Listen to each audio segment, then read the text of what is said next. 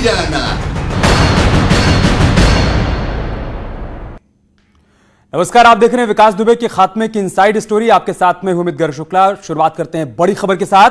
थोड़ी देर में खत्म हो जाएगा पोस्टमार्टम। पिछले करीब 2 घंटे से जारी है पोस्टमार्टम। कुछ ही देर में बाहर लाया जाएगा शव। बड़ी जानकारी, बड़ी खबर हम आपके साथ साझा कर रहे हैं। बस कुछ देर बाद पोस्टमार्टम पूरा हो जाएगा, उसके बाद विकास दुबे के शव को बाहर लाया जाएगा। बीते 2 घंटे से पोस्टमार्टम की प्रक्रिया चल रही है, जहां पर हमारे संवाददाता अमित गंजू मौजूद हैं। पल पल की अपडेट हम तक पहुंचा रहे हैं और इसी बीच ये जानकारी हम तक उन्होंने पहुंचाई है कि बस कुछ ही देर में पोस्टमार्टम पूरा हो जाएगा और उसके बाद विकास दुबे के शव को बाहर लाया जाएगा।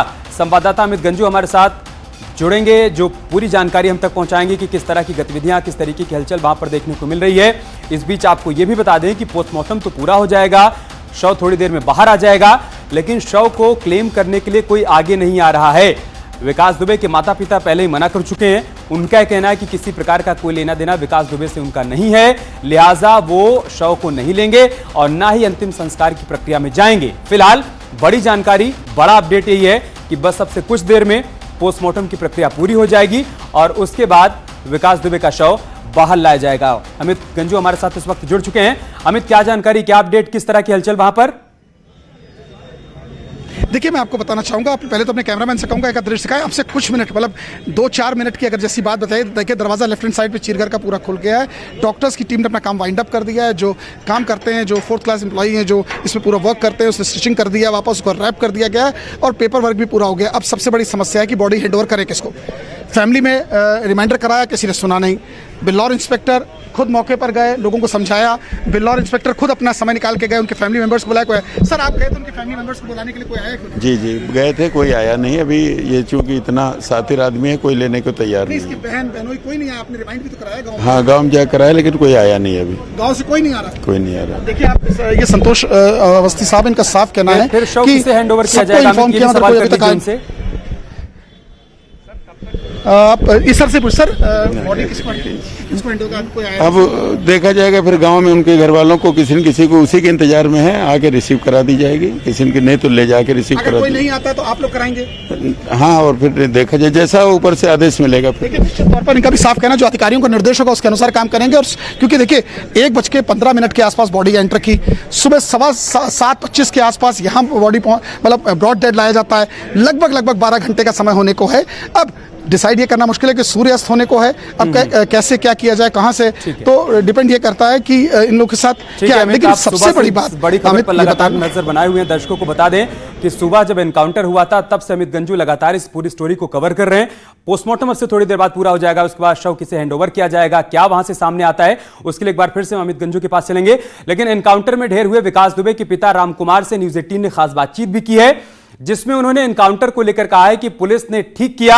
साथ ही जब अंतिम संस्कार में जाने की बात पूछी गई, तब उन्होंने साफ कहा कि वो नहीं जाएंगे। लड़का विकास आपका मुठभेड़ में मार दिया गया, सही हुआ गलत?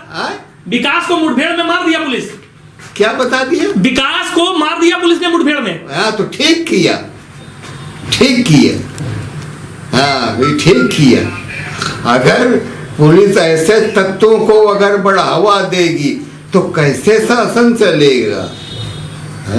अच्छा, एक बात ये बताइए कि अंतिम संस्कार में जाएंगे? लड़का मर गया है। नहीं, बात जाएंगे। नहीं जाएंगे? हमें नहीं जाना।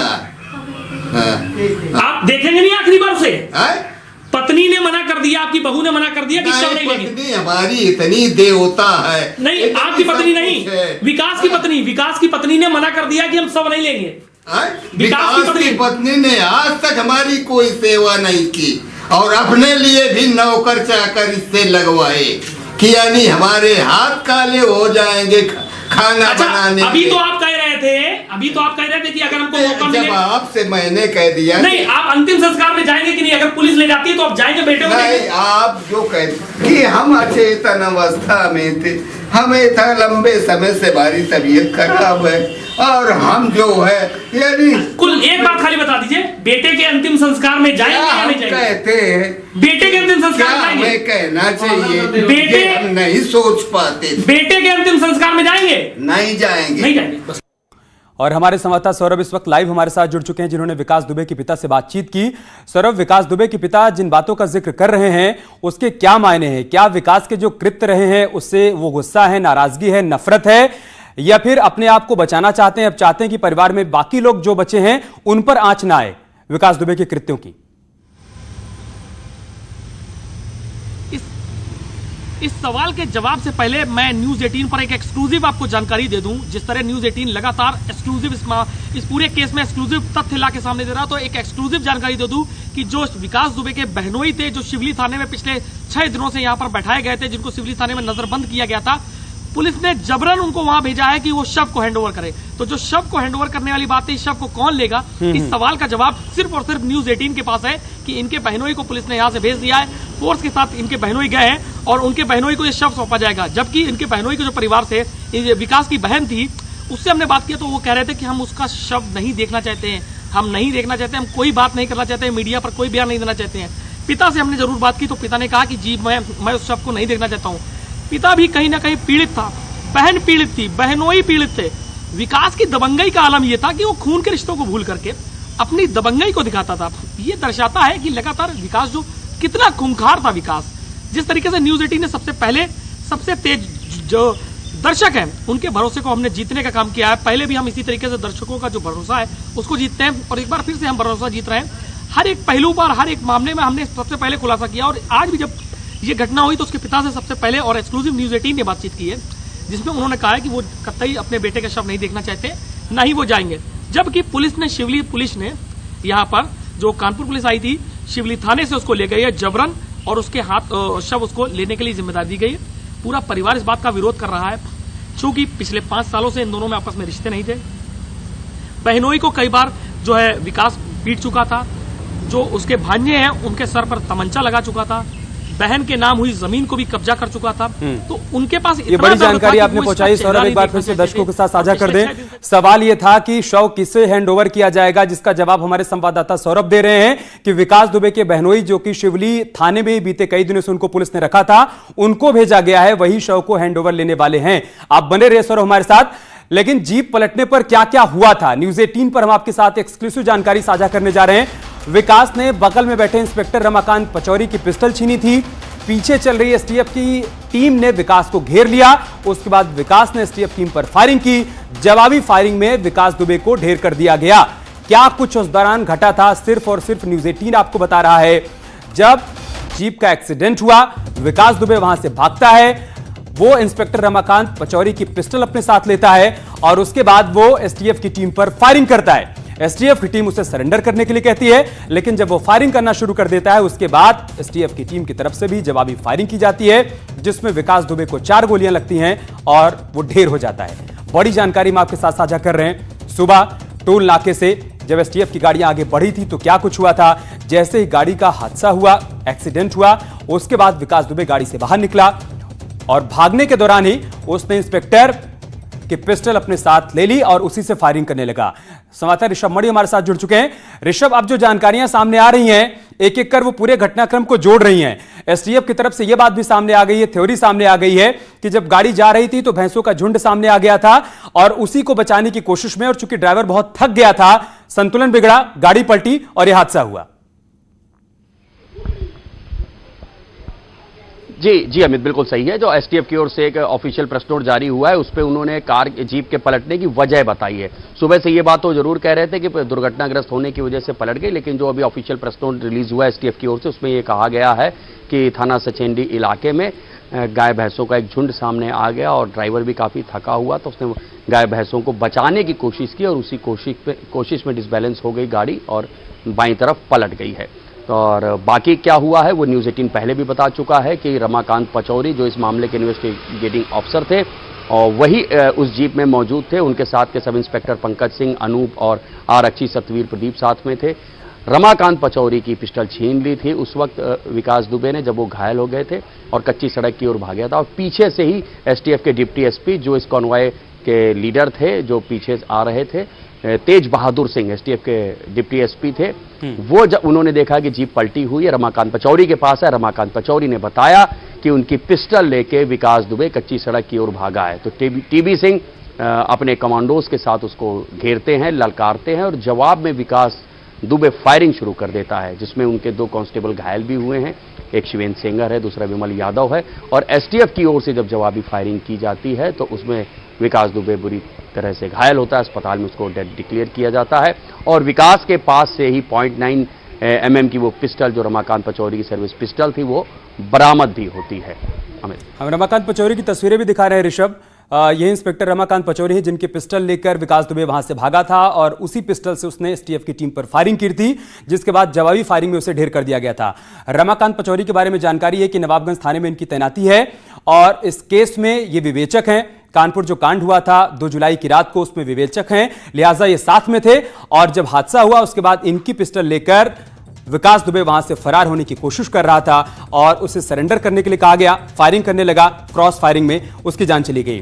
विकास, ये बताइए कि एक जानकारी ये भी सामने आ रही है कि एनकाउंटर से पहले, यानी ऋषभ, आज सुबह सुबह यह जानकारी सामने आई कि विकास दुबे की पत्नी के साथ विकास दुबे की बातचीत भी करवाई गई थी। ऋषभ, उस बारे में कोई जानकारी है क्या?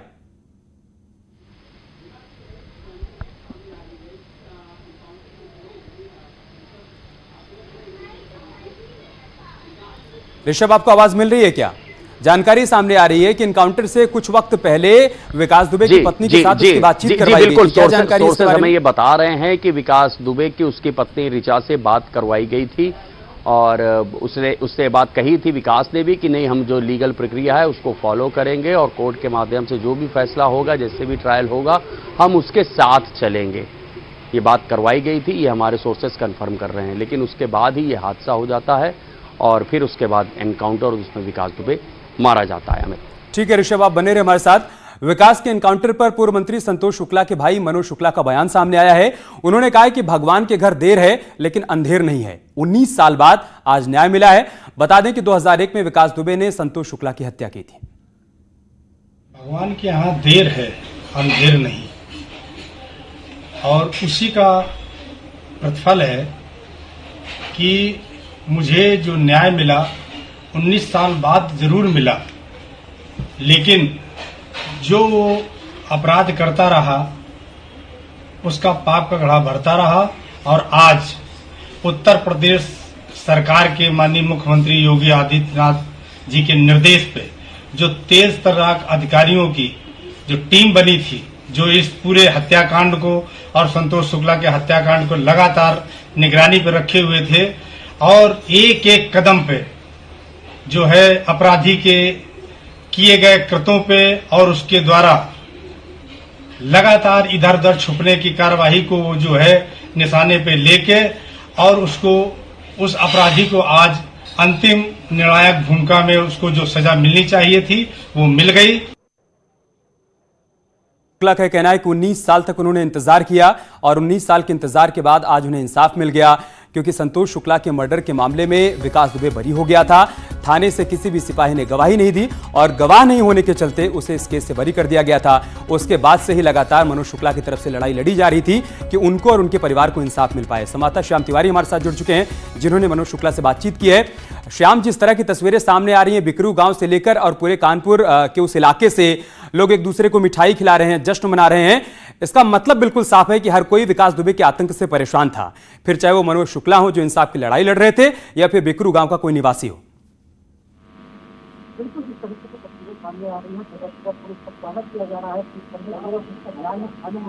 जो इस अभियान में शामिल नहीं थे उनका भी स्वागत किया जा रहा है और पुलिस की जय जयकार की जा रही है। ये दृश्य शहर के कई इलाकों में देखने को मिले, बात करी जाए चाहे चमनगंज की बात या सभी जगहों पर पुलिस का स्वागत किया गया। उसके अलावा उन्हें फूल मालाएं पहनाई गई।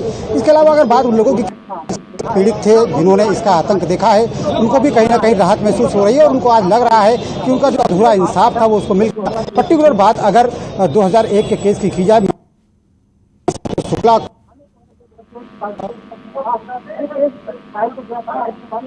ट्रायल पे गया था और उसके बाद छूट गया था, तो मनोज ने साफ तौर पर कहा कि उस समय जो पुलिसकर्मी थे, जो थाने में मौजूद थे, जो उस मामले में गवाह थे, उन्हें हॉस्टाइल कर लिया गया, उन्होंने गवाही नहीं दी, जिसके चक्कर में ये मुकदमा छूट गया है। तमाम दाव पेच जो पैतरे हैं कानून के उसको वो पहचानता था।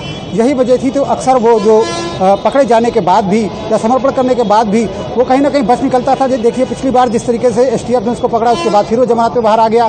एक केस में उसको कन्विक्शन हुआ, उसके बाद वो हाईकोर्ट चला गया, उसके बाद वो बाहर घूम रहा था और तमाम तरीके का आतंक उसका व्याप्त था क्षेत्र में। जमीन पे कब्जा करना हो, चाहे रंगदारी वसूलना हो, उसका एक तरीके से व्यवसाय ये बन गया था और ये लगातार इस व्यवसाय में आगे बढ़ता जा रहा था। क्षेत्र में दबंगई इतनी थी कि अगर ये कोई प्रत्याशी अपना खड़ा कर देता था प्रधानी पद के लिए तो दूसरा प्रधान पद का प्रत्याशी खड़ा नहीं होता था। तो ये सब बातें जो है लोगों के लिए सुकून लेकर के आई हैं। जिस तरीके से आतंक से लोग पीड़ित थे, तमाम लोगों की जमीनों पर कब्जा किया, उसने जबरन तमाम लोगों को मारपीट करके गांव से भगा दिया, इस तरीके का जो आतंक उसका था, तो उससे आज निजात मिली है लोगों को। तो यही वजह है कि अब वो खुशी का इजहार कर रहे हैं। एक दुर्दांत के अंत होने पर वो पुलिस की सराहना कर रहे हैं, पुलिस के काम की सराहना कर रहे हैं। तमाम सियासी पार्टियां जरूर पुलिस के ऊपर उंगलियां उठा रही है, लेकिन जनभावनाएं जो हैं वो पुलिस के साथ में है। जी ठीक है श्याम, आप बने रहे हमारे साथ। अनामिका भी हमारे साथ जुड़ी हुई हैं।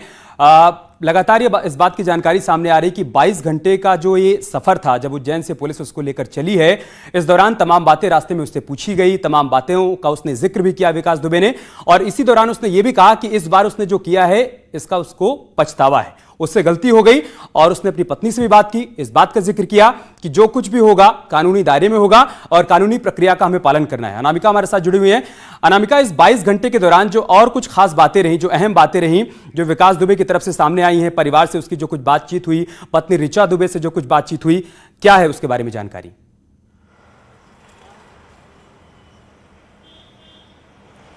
देखिए अभी फिलहाल जो हमारे पास अपडेट आ रहा है इस वक्त का, वो ये है कि जो फिलहाल जो सचेड़ी इलाका है जहाँ पे पूरा एनकाउंटर हो किया गया है, उसकी 500 मीटर की दूरी पे सचेड़ी थाना है और वहाँ पर जो एडिशनल एसपी एसटीएफ है सत्यसेन यादव, वो वहाँ पर पहुँच चुके अपनी टीम के साथ। और इस पूरे मामले में जो पूरा का पूरा मुठभेड़ हुआ है उसमें इन्वेस्टिगेशन ऑफिसर जो है अनुराग मिश्रा, वो भी वहाँ पर पहुँच रहे हैं। ये लेटेस्ट इन्फॉर्मेशन है। जहाँ तक बात की आपने पूरे के पूरे 22 घंटे के घटनाक्रम की जो बीता उसके साथ, तो उज्जैन से लेकर के कानपुर तक पूरे 22 घंटे में जब उज्जैन से उसको अरेस्ट किया गया और जब उसने चिल्ला के ये इस बात की गवाही दी कि हाँ मैं विकास दुबे हूँ, कानपुर वाला विकास दुबे हूँ, उसके बाद से कुछ सवाल उससे मध्य प्रदेश पुलिस ने पूछे थे कि जैसे वो मध्य प्रदेश कैसे पहुंचा, किन लोगों ने मदद की, बस से आया या फिर किसी प्राइवेट गाड़ी से आया, किन किन साथियों के साथ आया, मोबाइल नंबर कौन सा इस्तेमाल किया। हालांकि उसके पास एक बैग भी बरामद हुआ था, उस ब्लैक कलर के बैग में छोटे मोटे ज़रूरत के सामान के साथ एक मोबाइल फ़ोन भी बरामद हुआ। तो बहुत सारी चीज़ें उसने अपने जवाब में मध्य प्रदेश पुलिस को भी बताई थी, लेकिन उसके बाद बहुत सारी बातें उसने उस रात की भी बताई थी जिस रात को लेकर के उसे उसका बाद में दर्द भी छलका कि उससे बहुत बड़ी गलती हो गई है। उसने ये महत्वपूर्ण जानकारी दी कि कल बातचीत में जब वो रास्ते में आ रहा था उज्जैन से कानपुर तक, तो पूरे रास्ते वो बातचीत करते आया। कई बार उसके एसटीएफ के लोगों ने या पुलिस के लोगों ने कहा कि कुछ खा ले या पानी पीने की व्यवस्था की गई थी, उसने कहा कि उसे भूख नहीं लग रही है, उसे प्यास नहीं लग रही है। बार बार उसका जिक्र वो यही कह रहा था कि इस बार मुझसे बहुत बड़ी गलती हो गई है, मैं कानून को मानता हूँ, मैं जो कानूनी प्रक्रिया होगी मैं उसको फॉलो करूंगा। हाँ, ये जरूर सोर्सेज बता रहे हैं कि उस वक्त तक जब रात में उससे बातचीत हो रही थी, उसके पहले ही जो उसकी पत्नी है ऋचा दुबे और जो बेटा है उसका, वो पुलिस की कस्टडी में जा चुका था। ऋचा दुबे से लगातार पूछताछ की जा रही थी कि वो कि इस पूरे 6 दिनों में क्या वो उसके संपर्क में रही हैं, किन नंबरों से संपर्क में रही हैं, अगर रही हैं तो क्या वो उस रात की जानकारी उसको है, और पूरे का पूरा जो बिजनेस चलता है, जो पूरा का पूरा किला बना रखा है विकास दुबे ने, उसमें कितनी महत्वपूर्ण भूमिका रही ऋचा दुबे की। तो ये पूछताछ चलती रही। उस वक्त भी ऋचा दुबे पुलिस की कस्टडी में ही थी। तो जो सोर्सेज बता रहे हैं कि जब वो रास्ते में आ रहा था तो वो बार बार जिक्र कर रहा था अपनी पत्नी का, और इस बीच उसकी बात भी करवाई गई उसकी पत्नी से और उसके बेटे से, ये भी बात सामने आई है। इसके अलावा पूरे रास्ते उससे ये भी कहा गया कि बहुत लंबा सफर है, 8 से 10 घंटे का सफर है, वो सो जाए, लेकिन वो सोया नहीं। वो एक बार भी उसने झपकी नहीं ली और उसके बार बार जहन में ये बात आ रही थी कि इस बार सबसे इम्पोर्टेंट बात यही है। अमित गंजू कुछ कहना चाहते हैं, उनके पास चलते हैं। अमित, क्या जानकारी? देखिए, मैं बताना चाहूंगा जिस डॉक्टर ने पोस्टमार्टम किया वो निकल चुके हैं। क्या उनको एक्सीडेंट का भी चोट लगा था सर? उसको जो एक्सीडेंट हुई गाड़ी, चोटिल हुआ था। अभी सीएमओ का सारी रिपोर्ट हमने सबमिट कर दी है साहब। कितने लोगों की टीम ने किया? कैमरे पे 3 लोगों की टीम सर, ये कैमरे पे रिकॉर्ड हुआ है सारा? कैमरे पे रिकॉर्ड है। आपका परिचय क्या है सर? आपका परिचय? मैं डॉक्टर SK मिश्रा हूँ, डॉक्टर अरविंद अवस्थी हैं। 2 लोगों ने पोस्टमार्टम, 3 लोगों ने, 3 लोगों की टीम ने किया।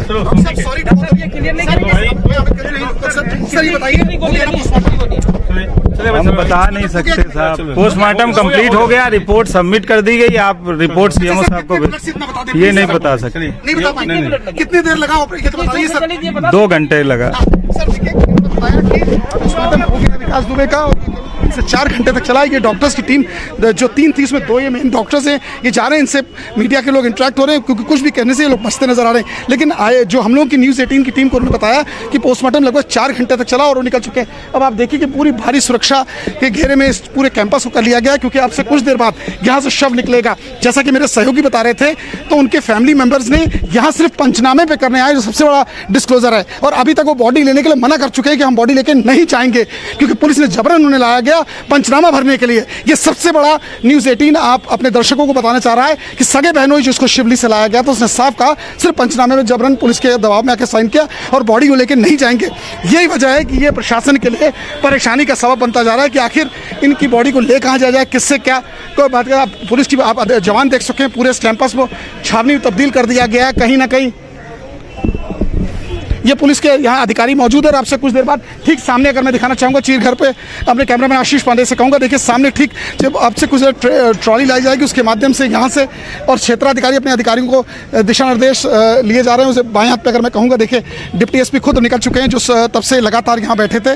अब क्या उनको इंस्ट्रक्शंस मिले हैं कि बॉडी हैंडओवर करनी है, किसको करनी है, और ये अपने ऑफिसर्स को यहाँ से बुला रहे हैं क्योंकि मीडिया को दूर रखा गया है। साफ तौर पर कहा गया है कि पोस्टमार्टम के बाद जानकारी दी गई है डॉक्टरों की तरफ से कि पोस्टमार्टम की प्रक्रिया पूरी हो गई है, रिपोर्ट सीएमओ को सौंप दी गई है। अब से थोड़ी देर बाद रिपोर्ट भी सामने आ जाएगी जिसमें तमाम बातों का जिक्र होगा कि मौत का कारण क्या कुछ रहा, टाइमिंग क्या कुछ रही और क्या हादसे के वक्त भी विकास दुबे को चोट आई थी। ऐसे तमाम सवाल हैं जिसका जवाब पोस्टमार्टम रिपोर्ट में मिल पाएगा। लेकिन हमारे संवाददाता अमित गंजवी बता रहे हैं कि फिलहाल पोस्टमार्टम की प्रक्रिया पूरी हो चुकी है। अमित, कोई और जानकारी? आइडिया नहीं है मुझे। ओवर हो चुका है कि नहीं? बॉडी किसको हैंडओवर होगी? बॉडी उनके परिजनों को ही हैंडओवर होगी। कोई फैमिली से तो आया नहीं अभी? जो थाने से हैं, लोकल थाने से, वो लोग किसी को लेके आएंगे जरूर। नहीं तो सर कौन उनके फैमिली मेंबर्स से मना कर रहे हैं लेने से? गांव के लोग नहीं आए हैं लेकिन गांव के लोग नहीं आ रहे हैं लेकिन फैमिली मेंबर्स आएंगे। फैमिली मेंबर्स आएंगे, जरूर आएंगे। हाँ, आपको विश्वास है? हाँ हाँ, डेफिनेटली। तो कानपुर में होगा, क्रिमेशन की कहाँ होगा? कानपुर देहात में। अब वो जहाँ करना चाहेंगे। सबसे बड़ा खुलासा न्यूज़ 18 कर रहा है अपने दर्शकों को कि उनके फैमिली मेंबर्स को बुलाया जा रहा है, यानी कि गांव के लोगों को नहीं बॉडी सौंपी जाएगी, अगर सौंपी जाएगी तो फैमिली मेंबर्स को, और कानपुर में इसका क्रिमेशन होगा। सबसे पहले न्यूज़ 18 इस बात का खुलासा करा, जो क्षेत्राधिकारी जो तब से इस टीम में लगे रहे, उनका साफ तौर पर अजीत चौहान का कहना है कि, और न्यूज़ 18 को उन्होंने सबसे एक्सक्लूसिव बताया कि इतने तरह के जो पूरा टीम चला उसके बाद इसको वाइंड अप कर लिया गया, फैमिली मेंबर्स को बुलाया जा रहा है और दिया जाएगा। यानी कहीं ना कहीं सौरभ ने जिस बात का जिक्र किया था कि उनके बहनोई को यहाँ पर लाया गया है, उनको शव हैंडओवर किया जाएगा, अगर उन्होंने इनकार कर दिया, माता पिता ने इनकार कर दिया, तो फिर अब आगे क्या विकल्प बचता है पुलिस के पास?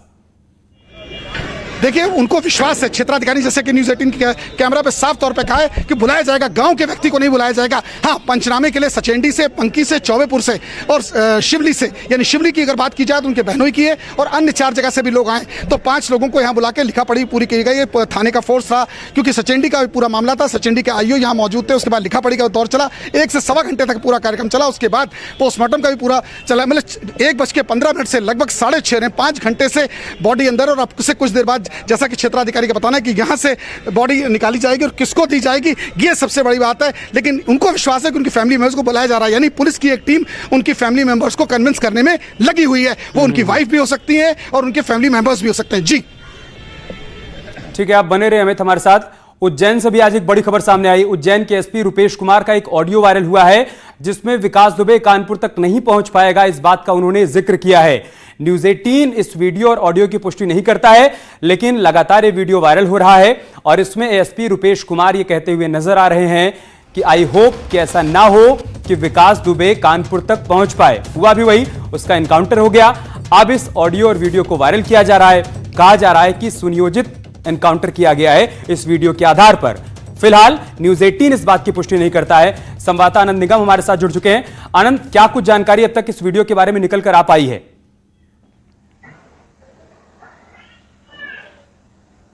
बिल्कुल, देखिए वीडियो जो है वायरल ही वीडियो बताया जा रहा है फिलहाल, और इसमें जो वीडियो है, वीडियो में साफ तौर पे रुपेश द्विवेदी है, उज्जैन एडिशनल एसपी सिटी यहाँ पर हैं, वो मीडिया से देर रात मुखातिब हुए थे और उसके बाद जब एसपी ने यहाँ पर एक प्रेस कॉन्फ्रेंस ली थी, उसके बाद का ये वीडियो बताया जा रहा है कि उसके बाद कुछ लोग जो है एडिशनल एसपी से यहाँ पे चर्चा कर रहे थे और इसी चर्चा के दौरान उन्होंने एडिशनल एसपी ने बातों बातों में ये कह दिया था कि आई होप जो है विकास दुबे संभवतः कानपुर तक नहीं पहुंच पाए। साफ तौर पे दिखाई दे रहा है कि जिस तरह से ये शब्द हैं, इससे साफ तौर पे जाहिर हो रहा है कि उन्हें ये पता था कि शायद तक बीच रास्ते में जानकारी ये भी थी कि जब पुलिस ट्रेनिंग सेंटर में विकास दुबे से पूछताछ हो रही थी तो वहां पर एसपी भी मौजूद थे।